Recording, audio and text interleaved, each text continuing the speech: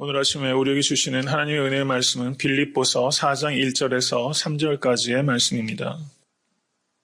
다 같이 합독하도록 하겠습니다. 그러므로 나의 사랑하고 사모하는 형제들, 나의 기쁨이요 면류관인 사랑하는 자들아, 이와 같이 주 안에 서라. 내가 유오디아를 권하고 순두개를 권하노니 주 안에서 같은 마음을 품으라. 또 참으로 나와 멍에를 같이 앉아 내게 구하노니 복음에 나와 함께 힘쓰던 저 부녀들을 돕고 또한 클레멘드와 그 외에 나의 동역자들을 도우라. 그 이름들이 생명책에 있느니라. 아멘. 빌립보서 4장은 빌립보서가 1장부터 4장까지 구성되어 있습니다. 근데 4장에서 전체적인 흐름이 좀 방향을 바꾸고 있습니다. 무슨 얘기인가 하니 로마서가 16장으로 구성되어 있는데 로마서 1장부터 11장까지는 교리적인 가르침의 중심이 있다면 12장부터는 실천적인 적용으로 그 중심이 옮겨갑니다. 갈라디아서도 1장부터 4장까지가 교리적인 가르침이라면 5장과 6장은 윤리적인 권면이 이어지고 있습니다. 에베소서 역시 1장부터 3장까지가 교리적인 가르침, 설명의 중심이 있다면 에베소서 4장, 5장, 6장은 그 실천적인 과제로 넘어가고 있습니다. 이것이 사도 바울의 일관된 방식이라는 것입니다. 하나님께서 우리를 위해서 무엇을 하셨는가? 그것에 대해서 먼저 가리키고 우리가 하나님을 위해서 무엇을 해야 할 것인가? 그것을 그 다음에 가리키는 것이 사도 바울의 일관된 방식이라는 것입니다. 빌립보서 역시 동일한 방식이 적용돼서 빌립보서 3장까지가 하나님께서 우리를 위해서 무엇을 하셨는가? 거기에 중심을 두는 교리적인 가르침이라면 4장은 우리가 하나님을 위해서 무엇을 해야 할 것인가? 실천적인 결단, 윤리적인 가르침으로 중심이 옮겨가고 있다. 이렇게 볼 수 있다는 거죠. 이것이 우리의 삶의 방식이 되어야 되는 것입니다. 하나님을 아는 지식 가운데 더욱더 견고해지실 수 있기를 간절히 바랍니다. 우리의 삶은, 우리의 실천은 교리적인 가르침을 정확히 아는 데서 토대가 있을 때 그것이 더욱더 견고하게 된다는 것입니다. 하나님을 아는 지식과 또 하나님 안에서 행하는 것이 겸비돼서 조화롭게 될 때 그 성도를 성숙한 그리스도인이다 이렇게 말할 수 있다는 것이죠.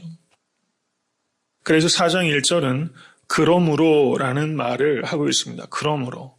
이것은 1장부터 3장까지 전체의 가르침을 받는 말입니다. 그리고 그러므로는 바로 앞에 말씀을 또 이어받는 말이기도 합니다. 3장 20절을 보시면 오직 우리의 시민권은 하늘에 있는지라. 아멘. 믿으십니까?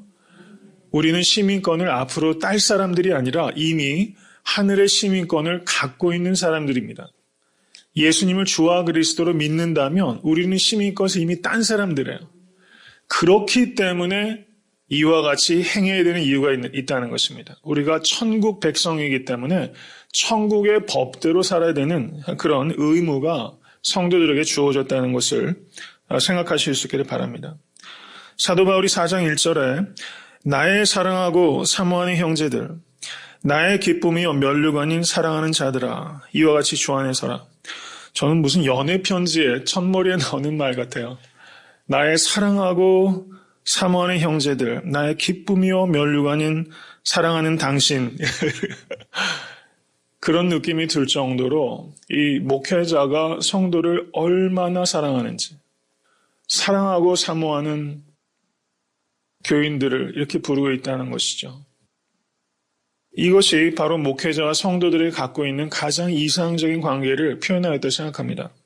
현대 교회의 많은 문제들은 바로 이렇게 목회자와 성도 간의 마땅한 관계가 이루어지지 못하고 있는 데 있습니다. 목회자가 정말 사도 바울처럼 성도들을 사랑하고 사모하는 마음을 갖고 성도들은 목회자에 대해서 존중하고 배려하는 마음을 갖는다면 아마 교회는 굉장히 많이 달라질 것입니다. 전 특별히 오늘 말씀을 통해서 목회자와 성도들 간에 마땅하고 그리고 성경적인 관계가 어떤 것인가? 교회가 부흥하는 데 있어서는 이 목회자와 성도들의 관계가 어떻게 만들어지느냐, 이것이 매우 중요한 관건이라는 것입니다. 사실상 거기에서 많은 관계의 문제들이 발생하고 있다는 것이죠. 성경적인 가르침이 무엇을 주고 있는가, 이것에 대해서 오늘 간략하게 말씀을 드리겠습니다. 목회자의 가장 주된 가장 주된 직무는 무엇인가? 그것은 가르침을 통해서 성도들을 세우는 것입니다. 그래서 사도 바울께서는 주 안에 서라라고 말씀하고 있어요. 가르침을 통해서 성도들을 세우는 것이 가장 주된 직분입니다. 요즘에 어떤 목회자들은 자기 자신이 사도적인 계시를 받는다라고 말을 하고 본인이 말하는 것을 사도적인 계시다라고까지 극단적으로 말하는 사람들이 있어요. 이것은 전혀 성경적이지 않습니다. 목회자는 계시의 통로로서 부르심 받은 사람이 아닙니다. 계시는 이미 성경시대에 완성되었기 때문입니다. 그럼 목회자는 어떤 역할을 하는가? 완성된 계시에 대해서 강해해서 가르치는 역할을 하는 것이 목회자의 주된 직분입니다. 그렇기 때문에 목회자가 자신이 사도적 권위를 가지고 있다고 주장하거나 아니면 성도들에게 사도에게 표해야 될 경의를 나에게 표하라고 목회자가 가르친다면 그것은 전혀 성경적이지 않습니다. 그리고 요즘 또 목회자들에게 여러 가지 요구되는 부분들이 있는데 가령 목회자들의 말을 잘하는 분들이 계시잖아요. 화술, 그리고 설교의 길이라든가 목소리 톤, 그 유머와 아니면 예화 이런 부분들도 목회자 입장에서는 고루 갖추기 위해서 노력해야 될 부분이지만 그런 부분들이 설교를 하는 데 있어서 본질적인 문제는 아니라는 것입니다.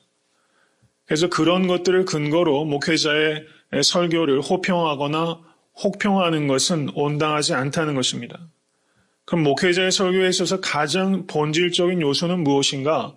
그것은 사도적인 가르침에 목회자가 충실한가 충실하지 못한가? 이것이 가장 본질적인 요소라는 사실을 기억하실 수 있기를 바랍니다. 만약에 강대상에서 목회자가 사도적인 가르침에 충실하지 못한 설교를 한다면 그 목회자는 마땅히 비판을 받아야 됩니다.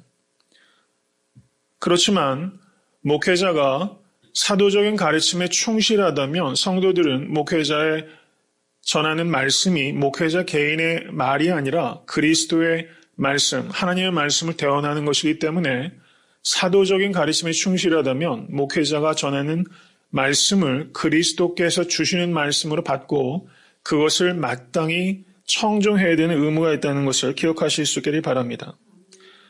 그래서 성도는 목회자의 설교를 사도적 가르침에 충실한가 그렇지 못한가라는 기준이 아니라 나의 주관적인 관점에서 판단하는 것을 극히 조심해야 된다는 것을 기억할 수 있게 되길 간절히 바랍니다. 반면에 목회자의 의무는 사도 바울이 지금 성경 전체에서 끊임없이 강조하는 것처럼 성도들의 영적 진보, 주 안에서 성도를 견고하게 하는 것을 위해서 목회자는 전념을 다하면 되는 것입니다. 목회자가 자기의 명성이나 자기의 이익이나 아니면 자기의 커리어를 쌓기 위해서 교회와 성도들을 표현이 어떨지 모르겠습니다만 이용하는 것은 결코 온당하지 못하다는 것입니다. 성도들의 유익을 위해서 성도들을 섬기는 것이 목회자의 역할이라는 것을 목회자가 기억해야 되는 것입니다. 이런 목회자들이 배출이 되고 교회 목회자들이 이런 목회관을 회복할 때 교회는 부흥하게 되고 하나님의 나라가 이 땅에서 확장될 것을 믿습니다. 성도들에게 중요한 것은 목회자의 외모가 아닙니다. 목회자가 그리스도의 말씀을 전하고 있는가? 그리스도께서 목회자의 입을 통하여 말씀하시는가? 바로 그런 관점에서 목회자를 봐야 되는 것입니다. 또 목사가 설교를 할 때 중요한 것은 이 말씀을 하면 성도들이 좋아하겠나 좋아하지 않겠나 이런 관점에서 설교를 하는 것이 아니라 이 말씀을 통하여 성도들 안에 그리스도의 형상이 이루어지고 있는가 그렇지 않은가 이런 관점에서 자신이 전하는 말씀을 확신을 가지고 전할 때 그것은 온당한 설교가 된다는 사실입니다. 교회 안에서 성도님들께서 목회자의 설교를 들을 때 사람의 말이 아니라 그리스도의 메시지를 듣기 위해서 청종하시는 자세를 가질 수 있게 간절히 바랍니다. 그리고 목회자는 사도 바울께서 갈라디아서에 말했던 것처럼 해산하는 수고를 하면서 성도들 안에 그리스도의 형상이 이루어지기 위해서 전심을 다해야 되는 것입니다. 바로 이렇게 목회자는 성도들 안에 그리스도의 형상을 바라보며 설교하고 성도들은 목회자의 입을 통해서 그리스도의 음성을 들으려고 피차간에 그리스도께만 집중할 때 그때 말씀의 능력이 나타나고 변화가 나타나고 교회의 부흥이 일어나고 이 땅에 회복되는 역사가 일어나게 되는 것입니다. 저는 진실로 애틀랜타 섬기는 교회에 이렇게 오직 목회자와 성도들 간에 피차 오직 그리스도께만 집중할 수 있는 그런 교회가 될 수 있게 간절히 바랍니다. 이것이 본질입니다. 여기에 우리가 집중하고 흔들리지 않을 때 교회는 건강하게 서게 될 것이고 그리고 우리가 그렇게 바라는 것처럼 우리가 겉모습은 많이 연약하지만 하나님께 기쁨이 되고 또 하나님의 능력과 축복의 통로가 되는 교회가 될 것을 믿습니다. 한 가지 더 목회자와 성도의 역할에 대해서 말씀을 드리겠습니다. 갈라디아서 6장 6절을 보시면 이런 말씀이 기록되어 있습니다. 가르침을 받는 자와 말씀을 가르치는 자와 모든 좋은 것을 함께하라. 이렇게 말하고 있어요. 모든 좋은 것을 함께하라. 이 말씀은 목회자에 의해서 남용되기도 하고 그리고 성도들에 의해서 남용되기도 하는 말씀입니다. 가르침을 받는 자는 가르치는 자와 모든 좋은 것을 함께하라. 종교개혁자 마틴 루터가 그 당시에 중세 캐톨릭 교회를 비판하면서 중세 캐톨릭 교회가 지나치게 부를 가지고 있었던 것에 대해서 비판했습니다. 이렇게 말했던 것입니다. 과도한 부로 성직자들이 점점 더 탐욕스럽게 되었다. 이렇게 중세 캐톨릭 교회를 비판했습니다. 저는 현대의 교회를 이렇게 생각해 보게 됩니다. 현대의 개신교도 목회자들이 그렇지 않은 목회자들 많이 계시죠. 그렇지만 적지 않은 목회자들이 목회자로서의 권리는 요구하고 그래 마땅한 의무에 부족한 부분들이 사실입니다. 현대교회의 많은 교회들이 지나치게 부를 쌓고 있는 것이 많은 문제들 가운데 하나라는 것을 우리가 생각해야 되는 것입니다. 목회자가 양떼들을 먹이기 위해서 말씀을 준비하는데 전념할 수 있는 환경을 만드는 것이 매우 중요하다는 것을 생각하실 수 있게 되길 바랍니다. 마틴 루터가 이런 말을 했습니다. 한 사람이 생활비를 벌기 위해 일하면서 동시에 설교 사역에 요구하는 신성한 학문 연구에 몰두하는 것은 불가능하다. 이런 말을 하셨어요. 참으로 맞는 것 같습니다. 저도 개인적으로 한 주 안에 제가 소화해야 되는 설교 양이 거의 한 10편 가까이 되잖아요. 그러니까 늘 좀 시간이 좀 아쉬운 것 같아요. 원하는 만큼 깊이 연구하기가 이렇게 환경적으로 참 어렵더라고요. 성도님들이 많이 들으신 주일 설교나 혹은 새벽 예배 설교도 여전히 그 말씀을 전하는 데서 오는 책임감이 참 큽니다. 근데 이제 시간적으로 많이 부족하다. 그런 데서 늘 좀 아쉬움이 느껴지는데요. 두 가지를 동시에 목회자가 할 수 없다는 것입니다. 생활의 걱정과 또 말씀을 전하는 책임을 두 가지를 병행하면 이 본질적으로 이렇게 말씀을 준비하는데 아무래도 집중하기 어렵다는 것이죠. 이런 부분들을 성도들께서 생각해야 된다는 것입니다. 디모데전서 5장 17절에서 18절 참 귀한 말씀입니다. 이렇게 말씀합니다. 잘 다스리는 장로들을 배나 존경할 자로 알되 말씀과 가르침에 수고하는 이들을 더할 것이니라. 성경에 일렀으되 곡식을 밟아 떠는 소의 입에 망을 씌우지 말라 하였고 또 일꾼이 그 싹을 밟는 것이 마땅하다 했느니라. 이렇게 말했습니다. 잘 다스리는 장로들을 배나 존경할 자로 알되. 저는 우리 교회 장로님들께서 이 성경적인 의미에서의 이렇게 존경받는 장로님들로 그 말씀과 행함에 있어서 굳건하게 세워지기를 간절히 소원합니다. 그리고 또 이 말씀은 말씀을 전하는 목회자의 중요성 그리고 그들에 대한 배려를 말씀하고 있습니다. 말씀을 전하는 설교자들을 어떻게 비유하냐면 곡식을 밟아 떠는 소에 비유했습니다. 곡식을 밟아 떠는 소. 그런데 그 입에 망을 씌우지 말라 이렇게 말했고 일꾼이 그 싹을 받는 것이 마땅하다 이렇게 말했습니다. 목회자에게 정말 필요한 것은 말씀을 바르게 전하기 위해서 소처럼 일하는 자세가 너무나 필요하다는 것입니다. 그것을 위해서 목회자를 위해서 기도해 주실 수 있기를 간절히 바랍니다. 마치 밭에서 밭을 일구는 마음으로 전심을 다해서 말씀을 위하여 노동하는 그런 목회자가 되어야 될 것입니다. 이것이 목회자의 의무입니다. 그리고 성도의 의무는 노동하는 목회자에 대한 존중과 배려입니다. 성도들께서 목회자의 생활을 지원한다는 이유 때문에 목회자들을 좌지우지할 수 있다고 생각하는 분들이 간혹 계세요.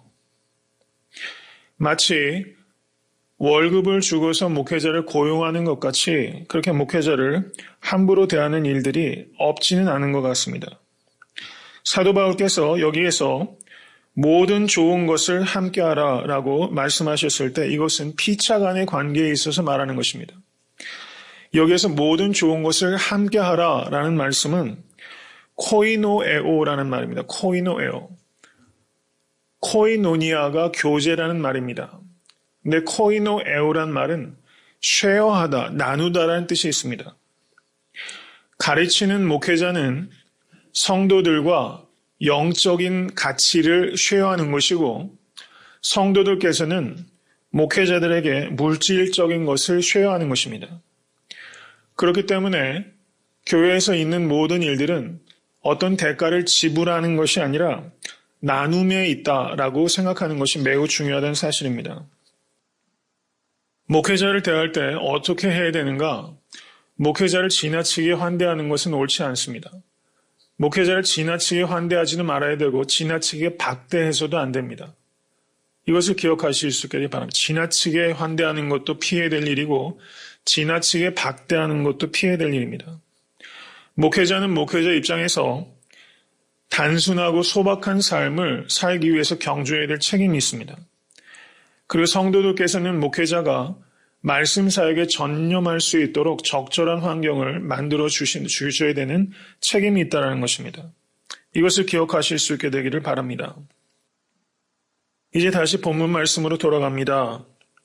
사도 바울이 나의 기쁨이요 면류관이라고 말했습니다. 여기에서 면류관이라고 말한 이 말은 아마 다들 생각하실 것이라 믿지만 그 올림픽 경기에 나가면 제일 마지막에 우승한 자에게 그 고대 올림픽에선 그 화관을 씌워주지 않습니까? 그 화관, 바로 그것이 이 면류관입니다. 경주를 잘한 사람에게 주어지는 보상이라고 할 수 있습니다. 목회자에게 있어서 정말 보상은 무엇인가? 견고하게 주 안에 선 성도들이 목회자에게 주어진 최고의 보상이라는 것입니다. 이런 마음을 가지고 목회자가 사역을 한다면 분명히 이 땅에 큰 부흥이 일어나게 될 것입니다. 견고하게 성도들을 세우기 위해서 경주하는 목회자가 될 수 있도록 기도해 주시기 바랍니다. 여기에서 서다라고 번역하고 있는 성경 언어가 스테코라는 단어입니다. 이 단어가 무슨 단어인고 하니 군사들이 초소를 지킬 때 어떠한 일이 있어도 그 초소를 떠나지 않는 것을 선다라고 말하는 것입니다. 이런 군사를 양육하는 것이 바로 세운다라는 의미가 된다는 것이죠. 어떠한 일이 있어도 내가 마땅히 지켜야 될 영적인 초소를 떠나지 않는 견고한 성도 되실 수 있게 되길 주님의 이름을 간절히 축원합니다. 그 뒤에 2절과 3절을 보시기 바랍니다. 내가 유오디아를 권하고 순두개를 권하노니 주 안에서 같은 마음을 품으라 라고 말하고 있어요. 주 안에서 4장 1절 보시기 바랍니다. 이와 같이 주 안에 서라. 주 안에 서는 것이 무엇인가? 첫 번째가 뭐예요? 주 안에서 같은 마음을 품는 거라는 겁니다. 주 안에서 같은 마음을 품는 것이 가장 중요하게 다뤄지고 있다는 겁니다. 빌립보 교회에 유오디아라는 이름을 가지고 있는 여자 집사가 있었고 순두개라는 이름을 가지고 있는 여자 집사가 있었어요. 교회에서 제일 왕성하게 봉사하고 있었던 두 여인입니다. 근데 이 두 여인이 서로 으르렁거리면서 싸우고 있었어요. 이것이 빌립보 교회의 문제였던 겁니다. 그래서 사도 바울께서 유오디아에게도 말하고 순두개에도 말하면서 어느 한쪽에게만 권면하는 것이 아니라 피차 권면하면서 서로 일치와 화해할 수 있도록 사도 바울이 지금 주재하고 있는 겁니다. 근데 사도 바울은 그 뒤를 보시면 또 참으로 나와 멍에를 같이 한 자 네게 구하노니, 여기에서 네게는 바로 빌립보 교회를 말하는 겁니다. 복음에 나와 함께 힘쓰던 저 부녀들을 유오디아와 순두개를 도와라 이렇게 말하고 있어요.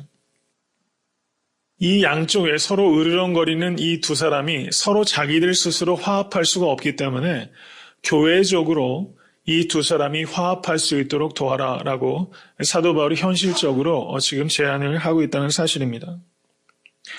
제가 누누이 강조하지만 어떤 교회가 강한 교회인가? 거룩한 사랑으로 하나된 교회가 강한 교회라는 것을 늘 생각하실 수 있게 간절히 바랍니다. 교회에서 신앙생활을 하다 보면 목회자들 간에도 그렇고 목회자 성도들 간에도 그렇고 성도들 간의 사이에서도 의견 차이나 혹은 일을 하는 방식의 차이에 있어서 좀 이렇게 불협화음이 있을 수밖에 없죠. 문제는 그렇게 불협화음이 있을 때 어떻게 같은 마음을 회복할 수 있을까 하는 문제라는 것입니다. 어려운 일이 있을 때마다 성도님들께서 화합하시는 역할을 감당하실 수 있게 되기를 간절히 축원합니다. 교회가 하나 되지 못하면 우리는 우리가 전하는 메시지를 스스로 부인하게 되는 것입니다. 애타한테 섬기는 교회가 오직 주 안에서 같은 마음을 품는 교회가 될 수 있도록 기도하시고 그 일을 위해서 헌신하시는 성도님 되실 수 있게 될 주님의 이름으로 간절히 축원합니다.